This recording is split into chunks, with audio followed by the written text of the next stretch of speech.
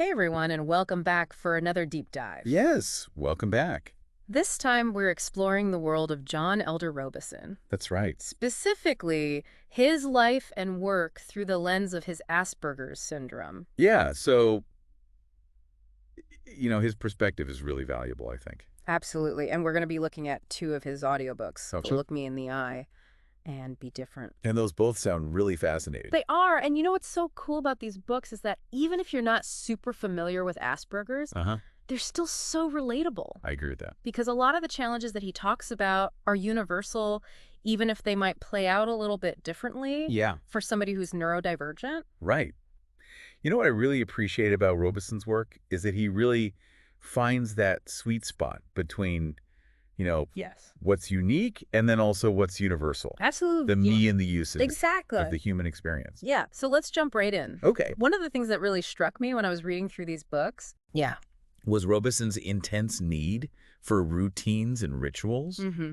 Like he starts off in Look Me in the Eye with this story about lining up his blocks as a kid Okay. in a super specific way. Yeah. And he's not just talking about kid stuff. No. I mean, even as an adult, he still feels this strong pull Yes. towards the right way to do things. Yes. Even if he recognizes that logically there are other options out there. Oh, absolutely. But it just highlights this idea that, for somebody with Asperger's, Yeah. routines aren't just personal preference. It's about imposing order Yeah. on a world that can feel really overwhelming and chaotic. Like it's almost like if your brain is constantly processing information differently, routines become these like anchors of predictability Absolutely. in this sea of uncertainty. It makes total sense. Right. And, and it goes way beyond the blocks. Oh, yeah, for sure. He talks about rituals as an adult, like always getting the same seat at his favorite restaurant, Oh, I get that. ordering the same meal. Yeah. Who hasn't felt that way about something at some point? Yeah, for sure. But here's where things get interesting. Okay. Robison shows how those same comforting routines can sometimes backfire, Yeah. especially in social situations. Uh-huh. He's got that hilarious anecdote about how he eats asparagus. The asparagus story? So just picture this Robison meticulously mincing his asparagus with his front teeth. Oh my gosh. Perfectly normal to him, while everyone else at the table is like mortified and staring. Oh, that's a total social landmine. Total social landmine. It just makes you realize Right. that, we all have those little quirks. Yeah.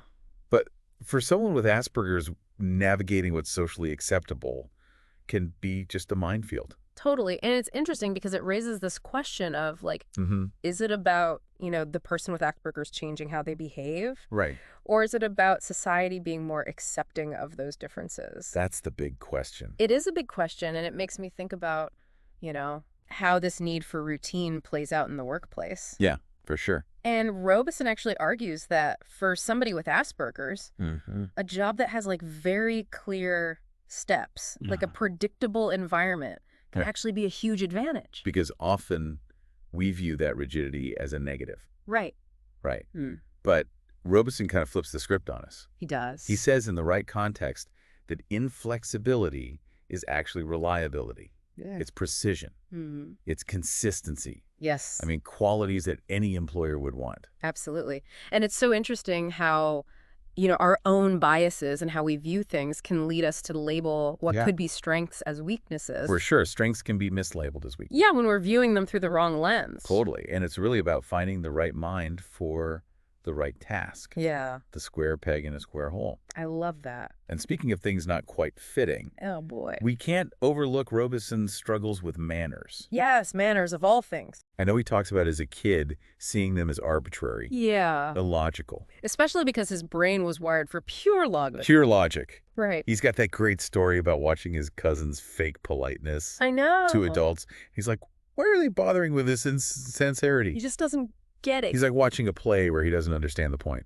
Totally. And it's interesting because it just illustrates like a huge challenge Yeah. for people with Asperger's. Yeah. That so many of our social norms operate on this unspoken level. Right. It's a code of conduct Right. that's picked up through osmosis, not logic. Exactly. But the fascinating thing is Robison doesn't stay stuck there. He doesn't. He has this aha moment as an adult. Oh, really? Where he realizes that manners, even though they might seem nonsensical, they're like social grease. Social grease. And he uses the example of holding doors. Okay. Sometimes it's a pain, but it usually gets reciprocated. Interesting. And it clicks for him. Like, It does. It's not about being fake nice. It's about just making interactions smoother, more predictable. And for someone who craves predictability, that makes total sense. It does. Oh, yeah. It does. So manners become less about arbitrary rules Yes. and more about this system for getting along. Yeah. Hey, we all need that. For sure. And you know what's really amazing is Robison actually develops his own system Does he? for decoding social situations. Really? He talks about observing other people, imitating, Interesting. almost like he's a social scientist, Wow. gathering data. That's really fascinating. Yeah, and he even develops this mental timer for conversations, Oh, wow. 30 to 60 seconds max, because he learns the hard way that oversharing his knowledge can really overwhelm people. Talk about self-awareness. Right. That's incredible. Yeah, it shows that even if social skills don't come naturally, they can be learned, they can be honed, Yeah. almost like a muscle you train. Yeah. I love that analogy. It's a good one. All right, so now let's get into some really deep stuff. Okay. Robison gets really honest about his struggles Yeah. with interpreting facial expressions. You know, and this really takes us back to that whole idea of Yeah. how our brains are wired differently. You know, some people are just naturally good at reading others' emotions. Like they have a sixth sense. Right, like they have the sixth sense. But imagine if that sense was muffled Yeah. or even missing completely. Wow. That's the reality for many people with Asperger's. He talks about being a baby and being confused by his grandmother's exaggerated expressions. Interesting. Like, were those faces supposed to be funny? Were they threatening? He had no clue. Wow, imagine not being able to pick up on those basic emotional cues. Yeah. It'd be like watching a movie with the sound off. Yeah, it's like a whole dimension of communication is missing. Totally. And, you Yeah. know, he even describes this feeling of being like a zoo animal, Wow. constantly observed, Oh, gosh. poked at, but Yeah. never truly understood. And that is such a powerful image of isolation. It is. And, you know, and what's so interesting is there's actually a scientific basis for this. Okay. Remember those mirror neurons we talked about earlier? Yes. They're like tiny little copycats in our brains Yeah. that allow us to instantly mirror other people's emotions. Right. But, you know, for somebody like Robison, those neurons might be less active, Oh, wow. which makes social situations feel like they're trying to understand a foreign language. No. Right? He actually shares an anecdote about struggling to grasp the concept of love Right. as a child. Like the word love. Yeah, like how can love be good and bad? Wow. How can it make people happy and sad? That's so It interesting. seemed illogical to him. And you know what that really speaks to is that for Robison, Yeah. the world of emotions wasn't intuitive. It was a puzzle to be solved. That's a great way to put it. But here's where it gets really interesting. Okay. This difference in emotional processing Mhm. doesn't just bring challenges. It can also lead to some unexpected strengths. And Robison talks about his reaction during a car accident. Mm-hmm. So while everybody else is panicking, Right. he stays remarkably calm and focuses on problem solving. It's like this lack of emotional overwhelm Yeah. allows him to think clearly Yes. and take action Yeah. in a crisis. Yeah, exactly. And it's just another example of how Mhm. what's perceived as a weakness in one context Right. can actually be an incredible asset in another. Makes you wonder if we're too quick to label differences as deficits Yeah, instead of seeing the potential that they hold. it's a really good point. So, you know, we've got routines, manners, emotional processing, We covered a lot. all these areas where Robison's Asperger's leads to these challenges, but then also unexpected strength. For sure. What else should we talk about? Well, next we're going to dive into Robison's teenage quest for a girlfriend. Ah! And it is not smooth sailing. I can only imagine this is going to be good. Buckle up. Okay. So we've talked about, you know how John Elder Robison kind of navigates the social world? But I'm curious about like how he experiences the world in general. Okay. You know, like on a sensory level. Right. And he talks about being so tuned in to like the non-human world, like textures and sounds and even changes in nature. Yeah, it's almost like having like a sixth sense. It is fascinating. That's fascinating. He describes this intense awareness of things that like most people wouldn't even notice. Totally. Like he talks about feeling the labels on his clothes, the seams in his clothing. He says it feels like his underwear has teeth.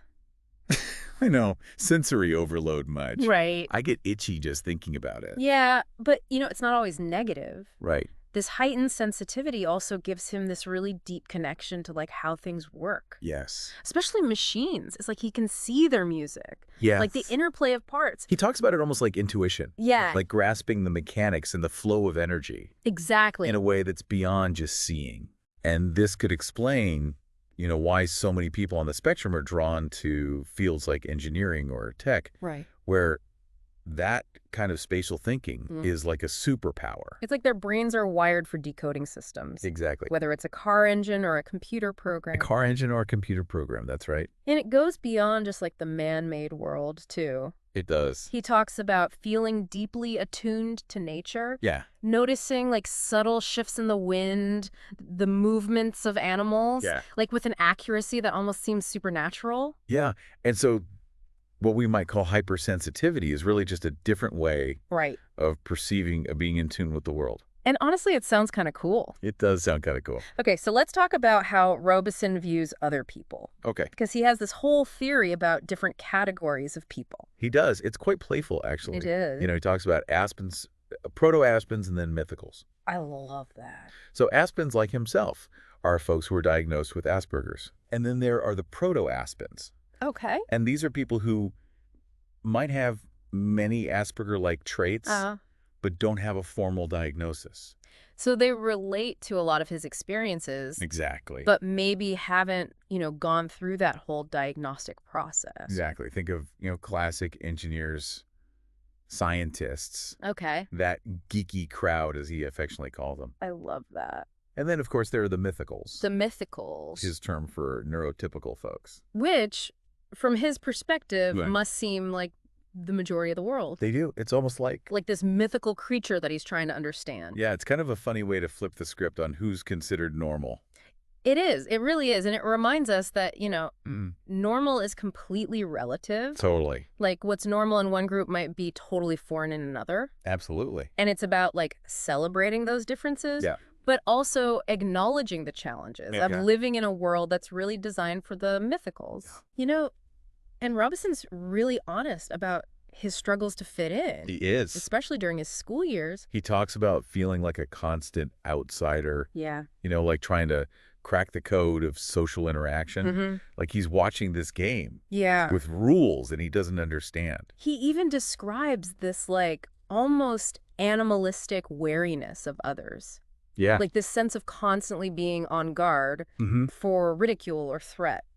It's heartbreaking to imagine. It is. Feeling that isolated, especially as a kid. Especially as a kid. And it really highlights the emotional toll that social disconnect can take. Absolutely. But what's so inspiring is that despite all of these struggles, Robison never gives up on connecting. He keeps trying. He does. That's so important. He's always observing, analyzing, adapting, trying to bridge that gap between his experience and the mythical world. That's a great way to put it. So instead of retreating into isolation, he's actively trying to find a way to belong, even if it means figuring out a whole new set of rules. Right. And that's the takeaway, right? It is. It's not about erasing differences. Yeah. It's about finding ways to make those differences work. Yeah. Both for the individual and for society. Absolutely. Robison shows us that authenticity combined with a willingness to adapt can be a recipe for success. Yes. Both personally and professionally. And he doesn't let his diagnosis define him. Right. He uses it as a tool to understand himself and how he interacts with the world. That's such a powerful message. It is. For anyone neurodivergent or not. Absolutely. Okay, so we've covered so much ground. We have. Routines, manners, emotional processing, sensory experiences, even Robison's categories of people. Yeah. What are your big takeaways so far? Well, one thing that keeps coming up for me is this idea of strengths being mislabeled as weaknesses. Yeah. Whether it's the rigidity of routines, the literal interpretation of language, or even the lack of emotional mirroring. Yes. What's seen as a deficit in one context can be a huge asset in another. Absolutely. It's we need a whole new lens. We do. For looking at neurodiversity. Yeah. One that focuses on the potential. Yeah. Rather than the limitations. I love that. And another takeaway for me is just the power of self-awareness. Oh, yeah. Robison even though he experiences the world differently, Uh-huh. is incredibly insightful Yes. about his own strengths and his own challenges. And that self-awareness allows him to adapt, Exactly. to advocate for his needs, Right. and ultimately to thrive Yeah, in a world that wasn't really built for him. that's right. And it's a reminder that even with neurological differences, Mm. we all have this capacity to learn, to grow, and to connect with others. Yeah, absolutely. And, As we wrap up, as we kind of wrap up this deep dive. it's worth pondering this question. Okay. What unique abilities do you possess Ooh. that are often overlooked or misunderstood? Yeah. That's a good one. Because what makes you different Yeah. might just be your superpower waiting to be unlocked. I love that what makes you different might just be your superpower. That's right. We often focus on fitting in, on conforming, Yeah. but maybe the real key is learning to embrace what makes us stand out. Maybe that's the real key. Yeah, it's like we spend so much time, trying to fit in Yeah. that we forget how powerful our own unique perspective can be. Totally. Makes you wonder, like, how much creativity and innovation are we stifling by trying to force everyone into the same mold? That is a great question. And, I think John Elder Robison's story Yeah. is such a powerful reminder It is. that diversity in all its forms is really what makes life Yeah. rich and interesting. Absolutely. Okay, so as we wrap up our deep dive Yeah. into Robison's world, let's just recap some key takeaways. Okay, that's good. For our listeners, so, we've talked a lot about routines Mm-hmm. and how they're essential for someone with Asperger's, but can also lead to these, like, social hiccups Yeah. when they clash with what's considered normal. Right. It's about finding that balance Yes. and understanding that for someone with Asperger's, Mm-hmm. routines aren't just about preference. Yeah. They're about creating this sense of order and control Yes. in a world that can feel really overwhelming. Absolutely. And speaking of social navigation, Yeah. we can't forget Robison's hilarious journey Yeah. of discovering the importance of manners. It's so He went from seeing them as, like, utterly pointless right to understanding that they're like the secret handshakes Yes. of the neurotypical world. That's a great way to put it. It's true. He realized that even if the logic behind certain social customs, Yeah, escaped him, totally. they served a purpose. They did. It was to grease the wheels of interaction, Yeah. to create predictability and flow. Mm-hmm. And for someone who thrives on predictability, Yes. that makes total sense. It's like he cracked the code. He did. And it opened up this whole new level of social understanding. For sure. Another big takeaway, I think, is the impact of emotional mirroring, or rather the lack thereof in Robison's case. Right. And, it really sheds light on why navigating the world of emotions can be so challenging for someone with Asperger's. Right. It's not about a lack of empathy. No. It's about how their brain is wired. Exactly. And it reminds us to be more understanding. Yes, more patient. More patient. When someone might not react Yeah. the way we expect them to, Right. their emotional landscape might be totally different, Uh-huh. but it doesn't mean that they don't care. Right. And remember, this difference can also be a source of strength. That's right. Like in that car accident, Yeah. where Robison's lack of emotional overwhelm Right. allowed him to stay calm and help others. Exactly. So it's a reminder that what we perceive as weaknesses can actually be strengths in disguise. Totally. And finally, Robison's journey really highlights the power Yeah, of conscious effort and adaptation I agree. in building relationships. Yes. He showed us that it's okay to acknowledge our differences, to ask for help when we need it, Yeah. and to actively seek out strategies Yes. that help us navigate the social world more effectively. And it's a two-way street, right? It is. It's not just about people with Asperger's adapting. It's also about society becoming more inclusive and understanding of those differences. Couldn't agree more. We can all benefit Yes. from expanding our definition of normal Yeah. and appreciating the unique perspectives that neurodiversity brings to the table. So as we close out this deep dive, Yeah. I want to leave our listeners with one last thought. Okay. John Elder Robison turned his Asperger's traits into strengths, He did. became a successful author, speaker, advocate. Mm-hmm. What unique abilities do you possess Ooh, that's a good one. that might be waiting to be unlocked? Oh. What makes you different Yes. might just be your superpower. Thank you so much for joining us on this fascinating journey Yes, thank you. into the world of John Elder Robison. It's been a pleasure. We hope you walk away feeling inspired, informed, Yeah. and maybe even a little bit more in tune with your own unique way of seeing the world. Absolutely. Thanks, everyone. See you next time.